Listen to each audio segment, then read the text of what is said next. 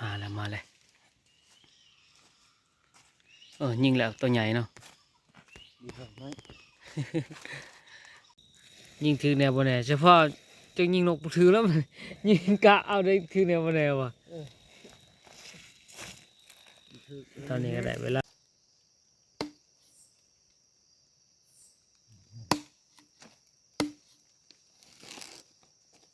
กราบทักทายสบายดีพี่น้องฝั่งไทยและกับฝั่งลาวนะพี่น้องเนาะยินดีเข้าสู่ช่องมุดเตือนสายป่าวันนี้มาป่ามาดงคือเก่าได้พี่น้องมากัน4 คนมีพานหาแล้วก็พานหน้าแล้วก็เสื้อเทาเนาะพอของข้าพเจ้าเองส่วนนุ่งชายพานน้อยเพิ่นบ่ได้มาพี่น้องมากัน4 คนมาหลายเลยเพิ่นก็เริ่มบ่ได้มาวันนี้เฮามาจอบกมไม้มาจอบต้นไห้หรือว่าต้นไทยเนาะทางภาษาไทยเพิ่นเอิ้นว่าต้นไทยมาจอบเบิ่งต้นไห้อันมองเฮายิงวงแหลวนี่แหละได้นกเป้า7-8 โตวของ3 โตวเพราะว่าวงแหลวนั้นบ่ทันสุกครับพี่น้องก็ขอแสดงความเสียใจเนาะทางพี่น้องฝั่งไทยเพิ่นอันที่เกิดแผ่นดินไหวเนาะตึกถล่มอยู่ทางงานสวนจตุจักรเนาะ ขอแสดงความเสียใจเด้อพี่น้องเด้อขอให้ปลอดภัยเนาะบนหมู่สู่คนมื้อนี้ก็อากาศหนาวๆพี่น้องจักสิโศกสิมานลมแน่ไปเราลุ้นกันพี่น้องตอนนี้เพิ่นถ่ายอยู่แคมป์เฮาย่างมาเบิ่งไก่บ่คันหนึงมากัน4 คนพี่น้องคือเก่าคือเก่าคือเก่าแล้วทีมงานคือเก่าแต่ผู้นี้มาใหม่มาใหม่เด้อผู้นี้ได้ ผ่านหน้ามาใหม่บ่ได้ไปเอาไม่ติวนึงบ่เฮ้ย เท่าแก่ไม่ติวนั่นน่ะผู้นี้แหละผ่านมาจากผู้เขาควายแล้วผู้นี้ผ่านผู้หนึ่งเป็นหล่อย ผ่าน4เป็นหล่อยไปลายโพดโอ้สิได้ใหญ่กัน2 ทีมพี่น้องเสื้อเทาเพิ่นนั่งเฮียงกันแหละกับพันหน้าเพิ่นไปหลอกก็มาให้อีกกงหนึงข้าพเจ้าเองกับพันหาขึ้นต้นไห้ที่คอยยิงวังทิศหลังนี้และตอนช่วยๆแล้วก็กลับมาเด้อกลับมากินข้าวมื้อเดียวกันมาอยู่มื้อเดียวกันแล้วก็จะไปต่อตอนนี้ก็ได้เวลา7 โมงพี่น้องพันหาเพิ่นยิงกันก็เหาะพี่น้องตกเลยส่วนเฮายังบ่ทันได้จักแต้มว่าสิยิงลิงใหญ่มันเขากินมันตื่นพันหาเพิ่นยิงมันออกนกเป่าก็บ่ได้ยิงพี่น้องมันบังมันลมแห้ง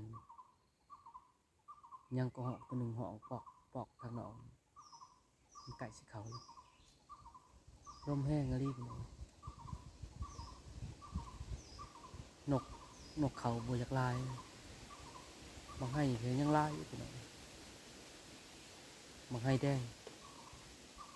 แต่มันอ่อนบางให้เฮาบีบเบิ่งมันอ่อนมาลุ้นนำกันพี่น้องสิได้จักแต้มแต่นี่ฮะ10 โมงก็บางให้นี่เลย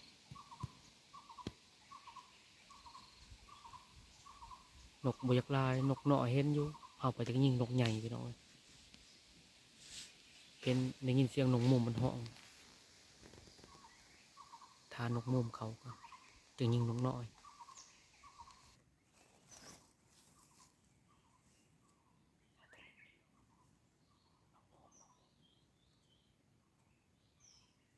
เข้ามา3 ตัวเอายิงได้ตัวนั้นพี่น้องมาแล้วถึงปีกมันยังบ่ตายใหญ่เลย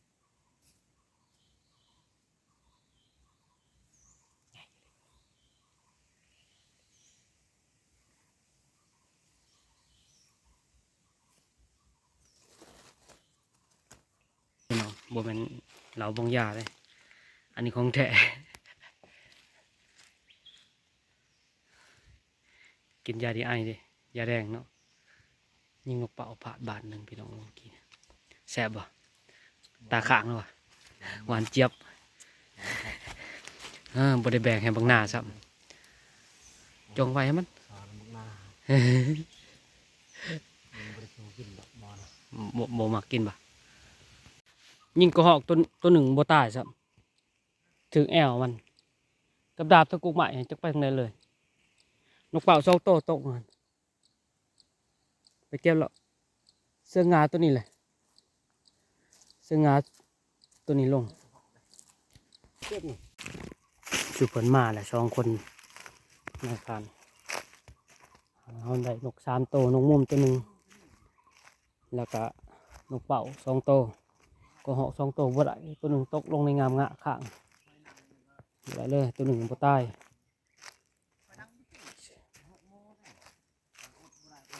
ก็เหาะหมอบักหายิงก่อนฮะ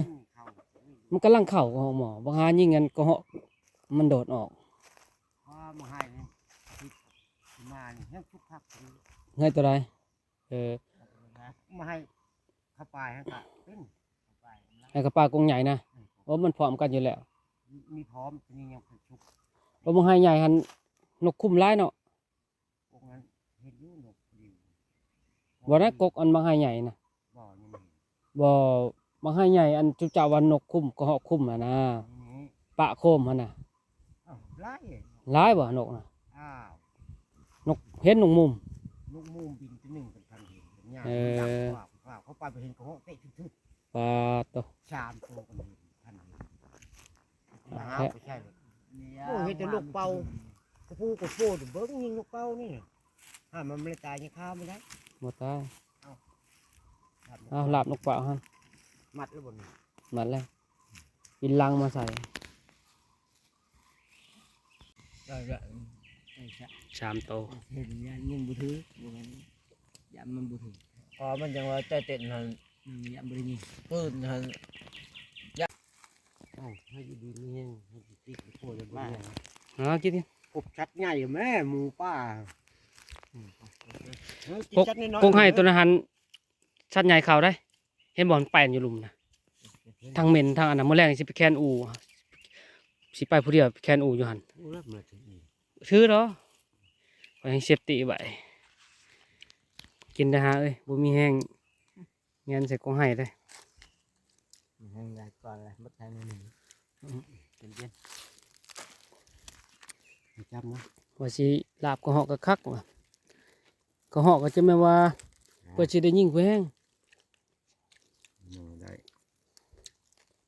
มึงยังโปะไปตก ถึงก็หอกเอาเลยช่วยกันยังเข้ามันก็ มันจุบลงหันแล้วมิดสมอยเลยเห็นแต่ปลายหางจะมีจุบลงหันยังเห็นหางนั่นเด็กแบบปล่อยลงแล้วบ่เห็นเลย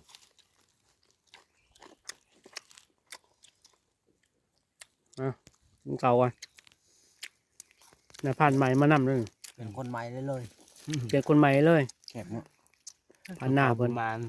อาหารแค่นั้น คนใหม่จังมาน คนใหม่มานเด้นี่คนเก่านี่บ่อยากมานบ่ได้นี่ มานไม่จะรถเพ่ มีแต่รถเพ่กับไปนำทางไปกับมันเลยแยกกันเลยนี่เลาะหัวลงรถคอยสิเลาะลงไปใส่บังหา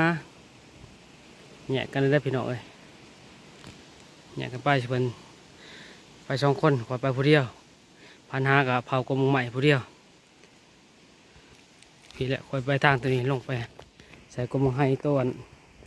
เขายิงวงแล้วนี่วงให้ใหญ่นะยิงกับอันน้องชายวงแล้วไปไปจะได้กันติดตามกันเด้อพี่น้องเด้อสิได้สิโศกสิมานอยู่บ่เนาะ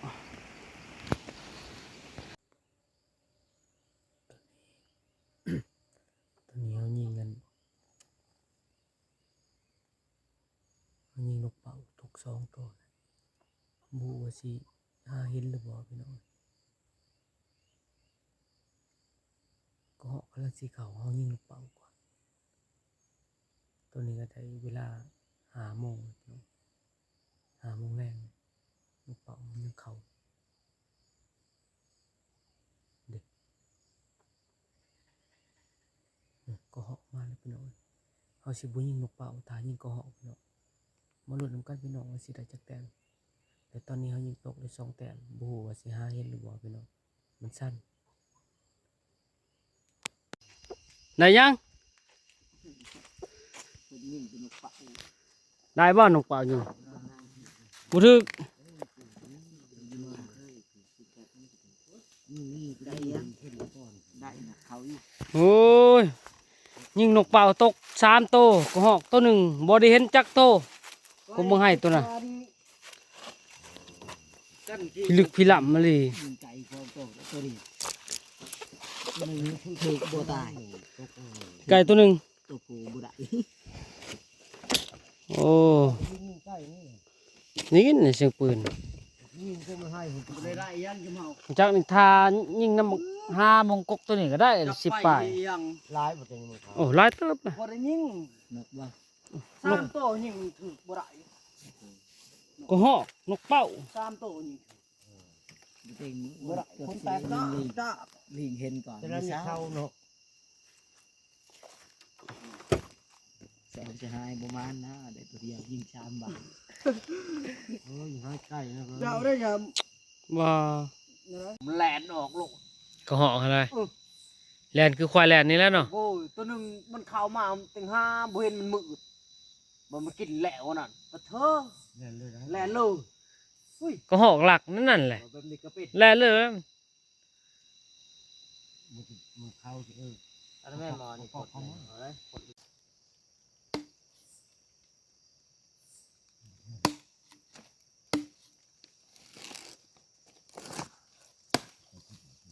อู้ข่าวเขาจนเรือติบเนาะเต็มที่เลย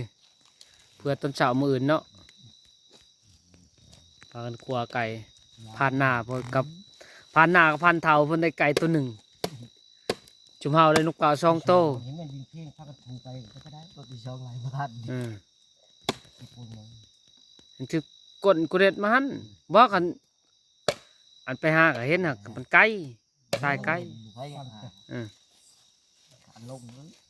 ลุงสิงถึง10 ชั่วโมง ลงเห็นเจอใครลงบ่เห็นเลยเด้อ ลงบ่เห็นบ่แห้งชันๆนั่นกูลงไปหานกมันก็จะว่าก้ายก็ไม่พ่างเฮาหานกน่ะหดหลุมผู้กับกระหอกหาน่ะก็บ่เห็นโอ้ยโอ้ยนอนแล้วบ่เฮ้ยบ่กินข้าวกินน้ำบ่ว้าตัวสไนเปอร์นอนเลย เปิดลม สไนเปอร์กันล่มหักษาปืนล่มกิ่งลุ่มลงแต่ผู้พี่น้องเอ้ยหามวยมากครบได้นี่ยิงถือแนวบ่แน่เฉพาะจะยิงนกถือแล้วมัน ยิงกะเอาได้ถือแนวบ่แน่วะตอนนี้ก็ได้เวลา4 ทุ่ม10 โมงคืนแล้วเก็บเอามาจูดนายพราน กำลังหนาว เดือนหาจนสิเขาจนสิฮอดสงกรานต์ยังหนาวกุบอยู่เนาะโอ้เฉพาะจังหวะแผ่นดินไหวแหล้ว เดินหาดำผาหนูมือนี่แล้ว อากาศคอนอนคอนหนาวอยู่โอ้ อย่างนี้นกก็คือวัวหมอลำนี่ดูเลยอยู่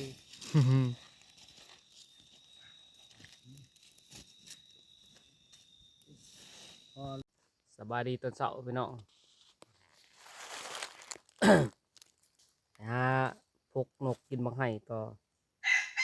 ตอนนี้ก็4 โมงเช้าเลยตี 4 กว่า อยู่กับพานหานี่แหละพานเต่ากับพานนาเพิ่นกับไปหลอกยิงนกกินบังไห้กันจนนั้นเขายางขึ้นเนาะยางขึ้นแต่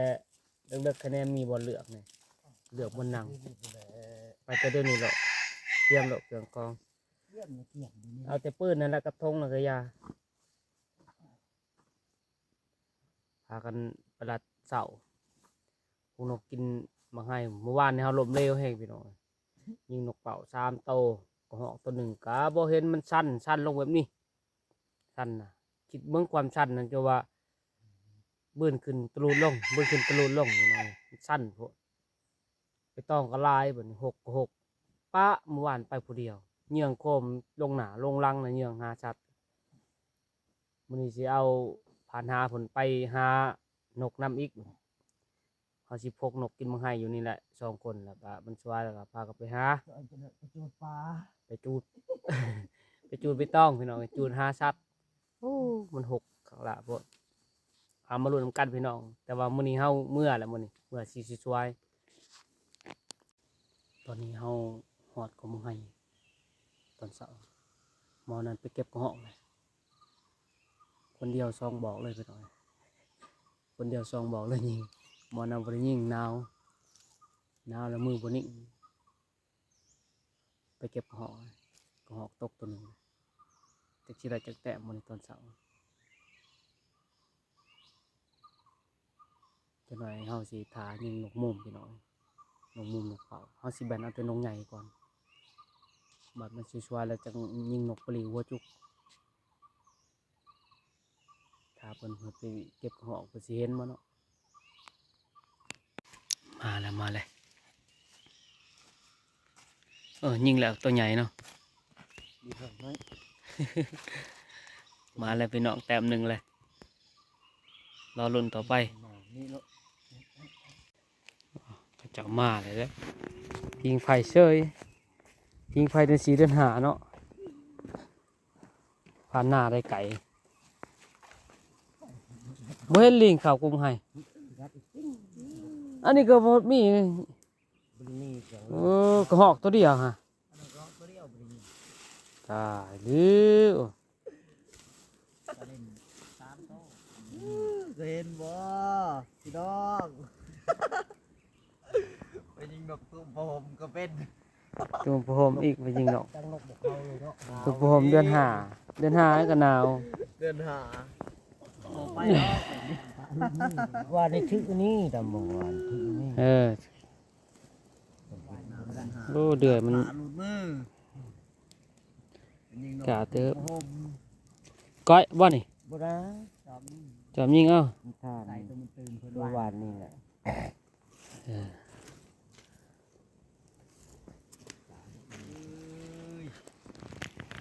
ได้บ่นี่ถอยทับบ่ถอยทับเมื่อพุ่นแล้วเนาะ เขาก็บ่ได้ถือมาอยู่กับรถ อยู่รถแล้วเขากันกินข้าวจังเมื่อเนาะ บ่รถ กินก้อยไก่พากันเมื่อแล้วพี่น้องก้อยไก่พอได้ไปกินเมื่อก็ได้บ่หลายต้องใส่ถุงมือหักษาอนามัย อยู่ป่าต้องหักษาอนามัยเนาะเมื่อวานก็ตัวหนึงกินไก่มื้อนี้อีกตัวหนึงพากันมากกินไก่เนาะขันสนมะนาว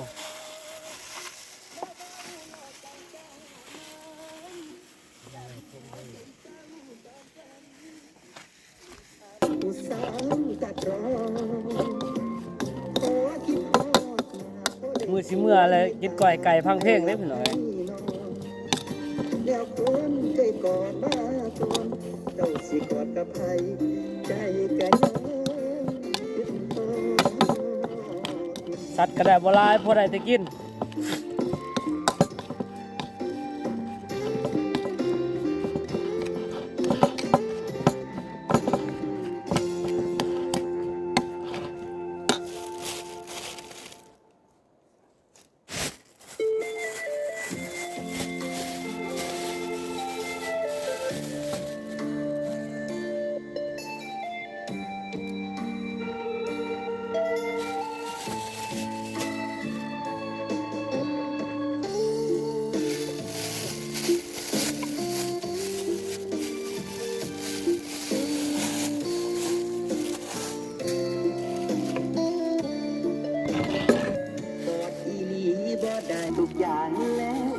จ้างบ่ลึกเข้มวะ ให้ถือและฝากครบตาอายขายข้าวแสนฝากเงินค่ารถมาให้ได้รับแล้วเฝ้ากลับไปซ่อมหัวใจที่บ้านนา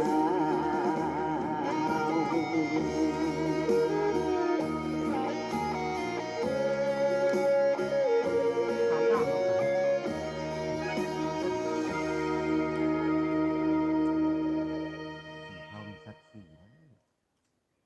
มันจ ตามมันกำเนี่ยมันนอน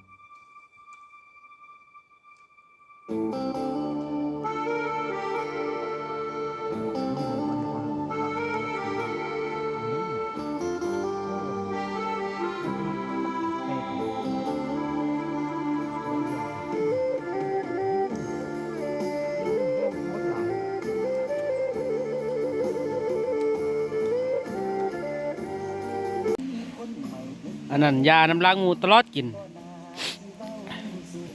ผ่านหาเพิ่นเด้แอวสียาวๆนี่กินหลายเนาะน่ะเนาะ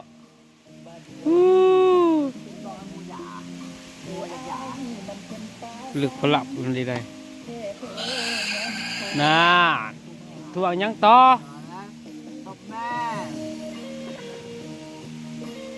เมื่อแล้วบัดนี้พี่น้องเอ้ย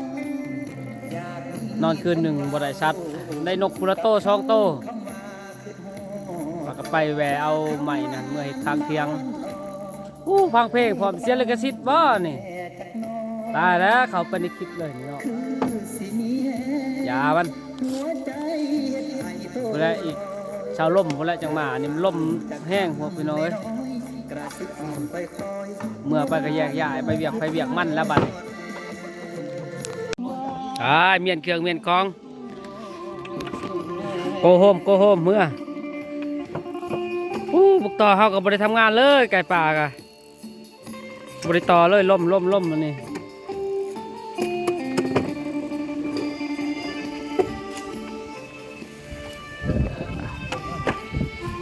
เอพิซามันตัวนี้เนาะยังดังเนาะสักกะลี